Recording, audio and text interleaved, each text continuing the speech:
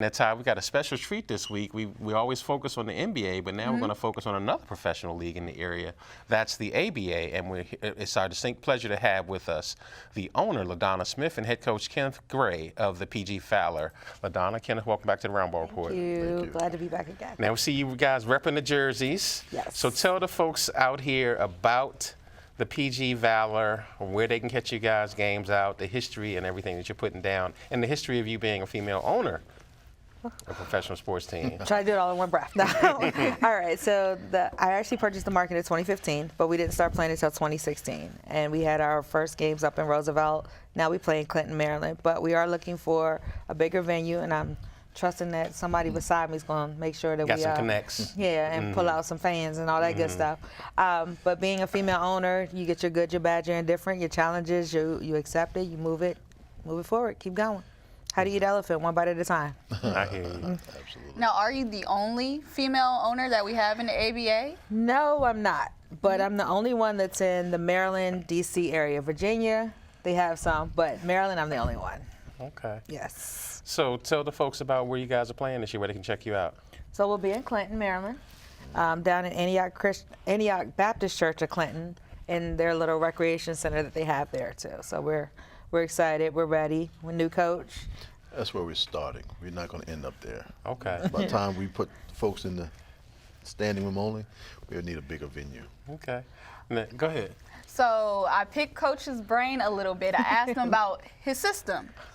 Please talk about your system as far as it's not necessarily basketball-driven X's and O's plays-wise, but the words that you told me as we were waiting outside. Well, my system is really individual-based. I adapt to the individual. I mean, I have a standard concept of what I'm looking for, but athletes tend to, to come in and show you something different, and you switch your concept sometimes. Or if I'm just saying no, I'm going to do it this way. No, I'm open. I have a green light system. I'm not stuck on one particular thing. But if you can't make the system work the way I expect it to work, I'll find someone that will. So it's a competition that I normally use with my system. It's always an open competition. And LaDonna, you had the acronym. You can tell her the acronym that you said in the back. It actually wasn't an acronym. It's just something that I try to instill in the players. Right. So I tell them that the Valor way is communication, chemistry, working on your basketball IQ, and ultimately obeying the coach. Well, I know players love to play for y'all. You said the green light. That's all they got to hear is the green light, and they ready to go. It's a green light principle. Again, balance is my mainstay. If there's no balance, I will create the balance. Once you're balanced, then you decide on how to make it's like a skeleton. I'm the skeleton, they're the muscle. How strong you want to be, it's on you. So I'm giving you that. If I have to control it, I'll control it. But I don't like to control on this level. They should have already come in on this level as a pro to bring me something. Because in high school and certain colleges, you bring something to the plate. They should already have eaten. So I want to see how hungry you are. So LaDonna, as the owner, where do you get your talent pool from? I'm so sorry. Right there. Right there, they're calling now. I'm sorry, that's actually my mom. But my apologies, guys. But the talent pool comes from us holding tryouts. We have them twice a year, within like a month, 2 months, about 2 or 3 weeks apart. And then the coach decides who he wants to bring on board with us. So how many players do you get at tryouts, and how do you narrow it down? It could be as many as that decide to come in. I'll decide on what the rules are as far as the active players, the practice players, and I think it's the alternates. So based off of the rule, I can have 100, but I'm only playing 12. Things do happen. I've received a lot of calls from overseas, individuals who were overseas sitting in a hotel. They want to come home now. Okay, come home. But there's a place for you to come. Even though we're trying out, still come see me. So it's really based off what the rules we can and we can't do. So Ms. LaDonna will direct me on that. I'm a coach. I'll play an elephant. If she's going to eat it, I'm going to play it. And LaDonna, y'all started in 2015, you said. So what is the marketing strategies that you use to kind of get the ABA out there, specifically your team, as far as social media, Facebook? Okay. You know, how are you promoting it? Are you doing this for other teams or for you? No. You know, we got to make sure you're not spying. But no, honestly, the concept is all promotion is good promotion. So between social media, between word of mouth, even if I'm driving Lyft, I got people in the car. Hey, look, you heard of this team? What are you doing this week? And then I like tall people. If I see a tall person, I'm asking where they play. Oh, so you're a little scout recruited out there. Hey, look, when you're the owner, you wear all the hats. If I coach from the stands. I coach from the front door. If they start looking sloppy, I'm out there, I'm coaching. So the promotional thing is, you know, we love doing shows like the Roundbal Report. Hopefully we can come back every year. Hint, hint, shameless plug. But things like this sort, because what happens is when people see us here, you know, or we'll be walking somewhere and they're like, I saw you on a panel. You were on this show. I know you. You went to high school with me. Because again, being from down here, it's good to be able to stay in touch with those who you grew up with, who you went to church with, who you work with, who you went to school with, who you just see in the grocery store. And it's good they could put a face to and say, hey, because it then becomes tangible to them. If she can do it, I might be able to do it too. And that could be good and bad. Now, in terms of caliber of play, where would you equate this to the G League or playing overseas? Right with it, because we have, actually this is going into our 4th year. We have 10 guys that have gone overseas. We have one player that got called up to the G League. He was released, but he did get called up. Our point is that we're a feeder team. We don't want you to stay with us. If you stay with us, then you have a lot more work to do. We want you in, get you out, get you that exposure. So we do player highlight tapes. We give them promotional opportunities. We get you out there. If you really are hungry, like Coach said, and you really want to be in this industry and make a career out of it, we're going to do what we can, but you got to do what you got to do too.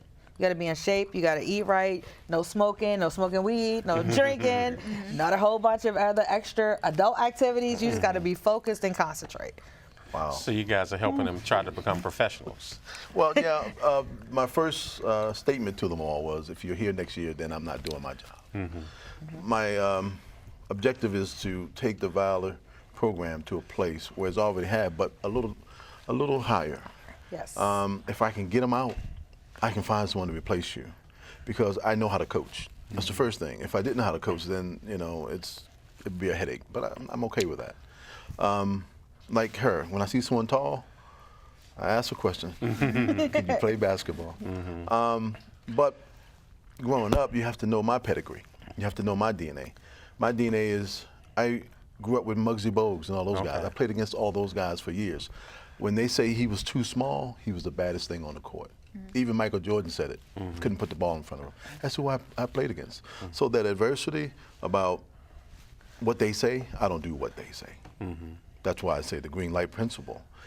I'm adaptable, because I was one of those people. So as a coach, look, I know success is not always what they say. And so I'm very excited about this opportunity to just, you know, she gave me the opportunity, and I said, well, I got to make the best of it, because we shouldn't be expecting to stay around too long. Oh, wow, the team, yes. The No, players, the team. Okay. I'm talking the player, in the player. We were talking about the players. Okay. All right. In the players' defense is, if you're here, you want to move up, there's a place for it. And my job and her job is to show that. Scouts will bring scouts out, let them decide if they want to, you know, represent someone. Because I have a couple scouts that I'm looking to bring out to be my friends. One of my closest friends is Moten, Lawrence Moten, and I just talked to him the other day. I have some folks in Atlanta that knows Dr. J, because Dr. J was In the ABA. And what I'm trying to do is get Dr. J come up to have a Dr. J night. She doesn't know that yet. I'm liking it. I'm quiet. There's a whole lot of things. Dale Ellis, one of the expansion teams, I'm on the phone with him all the time. He's the head of the NBA PA down there. I want them to come up. So if I can get these guys in-house, the community, because we are a community-based team, that's how you bring folks to the party. Now, I know Coach said in the back green room he doesn't have a favorite player, but from you as the owner and marketer, are there any names that the fans in the area would recognize? That would be a no. Absolutely. It is PG Valor. You say Valor? Okay, all of them. Okay. Give me a PG name, Valor is boy. now looking for a head coach. No. It is PG Valor. And the reason I say that, we will feature players, but for the most part, each player, as long as you're producing and doing what you got to do, I'm going to get you featured. Right. If you say, hey, LaDonna, I'm ready to go overseas, or I'm ready to do this, guess what? I might use you on a flyer. You know, it's all about your presentation, how you present yourself on the court. If you're promoting, if you're helping, if you're telling people about the games, because I can stay online all day, I can go out all day, hit the streets, but if people not there to see me. Right. Some people, my mama might come, but everybody else is not there to see me. They're there to see you. They want to see what you can do on the court. So, no, I don't have a favorite player. A favorite coach. Now Until she comes down and coach and say, you heard her say she come out the stands and she coach. Right? She does that. What does that scene look like? I haven't experienced it yet because okay, she so told you're me gonna what keep the it that last way. 3 years were about. See, this is new to me. So therefore, if she comes down there, Let me tell you what it's like. Yeah. I'll show you what it's like. I'm What are you doing? Oh my God, are you serious? Oh my God, if you don't go clean that mess up, are you serious? Every game I come home hoarse. Let's just put it that way. Hey, That's doing what your it's job. like. so you're the owner and the #1 fan. I am the Absolutely. #1 fan. I am the one that people come and say, oh my God, I remember her. I remember her. They come and look for me. All the refs know me by name because they know. and They're I'm gonna going to be say to the guys, you don't want to hear him out. they don't. You see that fan up there? And all the refs go, will you behave? No, I paid too much money not to behave. So. I hear that. So what is a normal practice schedule or week like in the life of an ABA player? Whenever she says we practice. He is just putting everything on me. So most of the time right now we do Thursdays. Thursdays are going over plays and strategies and those systems that he was speaking of. Sometimes on Mondays the guys do go to Jessup and they get their conditioning in. Now he's hard on conditioning. He's acting like he's all bashful and stuff now, but I think just sitting there watching on a practice day, I done lost about 20 pounds. But no, it's rigorous where they don't get to just sit and be cute. They have to put in work. There's lots of running too. I don't do overtime.